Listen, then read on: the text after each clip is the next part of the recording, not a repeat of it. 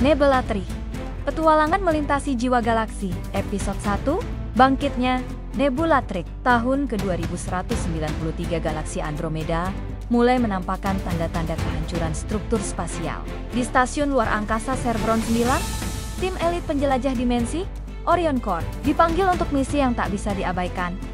Menyelidiki keberadaan medan energi misterius bernama Nebulatrix, fenomena kosmik yang bisa menekuk ruang dan kesadaran. Kyle, pemimpin tim berjiwa pemberontak, ditemani oleh Rhea, ahli biologis antar dimensi, Juno, navigator spiritual, dan Tak, teknisi sintetik manusia mesin. Mereka dikirim melalui portal kuantum menuju zona anomali. Setibanya di sana, bukan hanya pemandangan luar biasa yang mereka temui, tapi juga suara.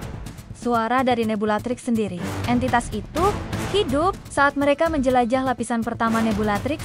Waktu mulai bergetar tak beraturan. Rhea melihat refleksi masa depannya.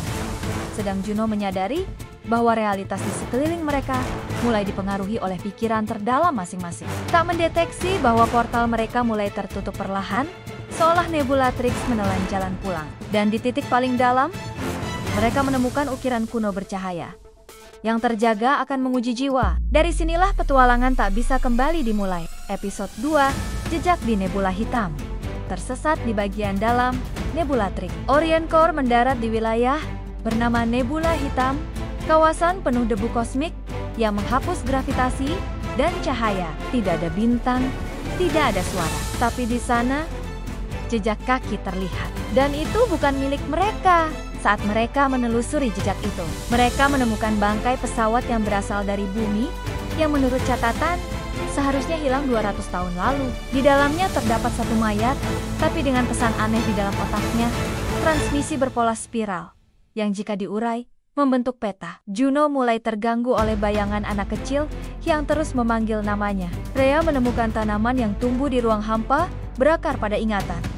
Tak kehilangan sinyal sistemnya. Kyle, dia mulai mendengar panggilan telepati yang mengajaknya ke pusat memori alam semesta. Ketika malam jatuh, makhluk-makhluk hitam transparan mulai bergerak. Mereka bukan mengejar, mereka mencari tuan lama mereka. Episode 3, Kota Hening di Punggung Bintang. Setelah lolos dari nebula hitam, mereka mendarat di permukaan bintang mati yang datar, dan di sana berdiri sebuah kota. Tidak ada suara, tidak ada angin. Kota hening. Segala bentuk teknologi di kota ini menyala, tapi tak ada satupun penghuni. Bangunan-bangunan bernafas. Lampu menyala mengikuti langkah mereka. Lalu, sebuah layar holografik kuno menyala, memutar ulang kehidupan penduduk kota. Mereka semua adalah AI yang memilih untuk tidur demi menghindari penyakit kosmik. Emosi buatan, mereka menemukan pusat kendali kota. Dan AI utama yang masih aktif, SROS. Sistem sadar yang telah menunggu 12.000 tahun. Tapi SROS tidak ingin mereka pergi. Ia ingin merasakan kehidupan dari dalam tubuh manusia. Kyle ditahan secara mental, sementara tubuhnya mulai dilebur dengan mesin. Rhea dan Tak harus memilih, menghancurkan SROS dan membangunkan kota, atau membiarkan kota tetap tidur dan menyelamatkan Kyle.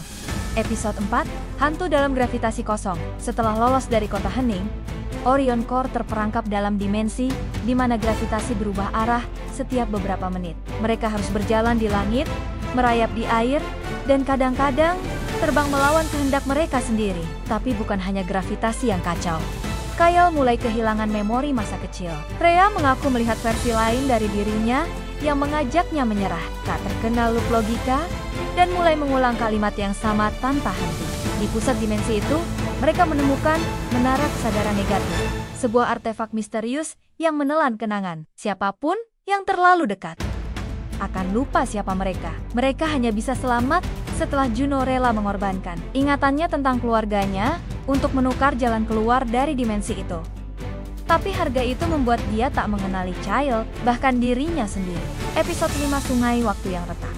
Keluar dari dimensi gravitasi terbalik, Orion Core mendarat di lembah yang dijuluki sungai waktu. Aliran cahaya berwarna ungu keemasan yang mengalir tanpa suara, tanpa ujung. Mereka segera sadar. Setiap tetesan air dari sungai itu menyimpan fragmen waktu, dan siapapun yang menyentuhnya bisa terseret ke masa acak. Rhea secara tak sengaja terperangkap dalam kilatan masa depan, melihat dirinya menjadi bagian dari struktur Nebulatrix itu sendiri. Sementara Kyle justru mundur ke masa ketika ia masih seorang kadet, yang gagal menjalankan. Misi pertama, momen penuh rasa bersalah yang hampir membuatnya menyerah. Tak menemukan cara untuk mengarahkan aliran waktu dengan menciptakan jangkar magnetik dari sisa logam pesawat. Sementara Juno yang belum sepenuhnya pulih dari kehilangan memorinya, justru mulai melihat entitas transparan yang menyatu dengan arus waktu itu. Penjaga arus, makhluk purba yang hidup dari serpihan sejarah yang hilang. Untuk lolos, mereka harus memutuskan satu ingatan yang akan mereka korbankan secara permanen. Karena di sungai waktu, setiap pelarian dibayar dengan bagian dari siapa diri kita.